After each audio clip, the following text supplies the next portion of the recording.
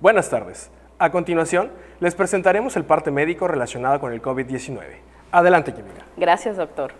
Este es el parte médico de este domingo 3 de octubre. Como se ha señalado en la reapertura económica, los datos más importantes son la ocupación hospitalaria y los ingresos diarios. El día de hoy tenemos 216 pacientes en hospitales públicos, 62.819 pacientes ya se recuperaron, no presentan síntomas ni pueden contagiar. Esta cifra representa el 87% del total de contagios, que es 71.444. Hoy se detectaron 206 nuevos contagios de coronavirus, 189 en Mérida, 6 en Progreso, 2 en Junucmá, 1 en Chemash, Izamal, Canacín, Opichén, Peto, Teabo, Tecash, Valladolid y 1 foráneo.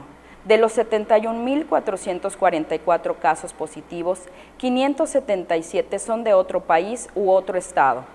Específicamente en Mérida se han diagnosticado 42.720 personas contagiadas de coronavirus que viven en la zona norte, 11.204, en la zona oriente, 10.801, en la zona centro, 4.024, en la zona sur, 6.458, en la zona poniente, 10.233. Lamentablemente, en este parte médico, informamos de 15 fallecimientos, 6 hombres y 9 mujeres, de un rango de edad de 40 a 89 años. Sus principales enfermedades fueron diabetes, hipertensión arterial, obesidad, insuficiencia renal crónica y enfermedad cardiovascular. 10 residían en Mérida, 1 en Joctún, 1 en Junucmá, 1 en Maxcanú, 1 en Motul y 1 en el municipio de Felipe Carrillo Puerto del vecino estado de Quintana Roo. En total, son 6.015 las personas fallecidas a causa del coronavirus.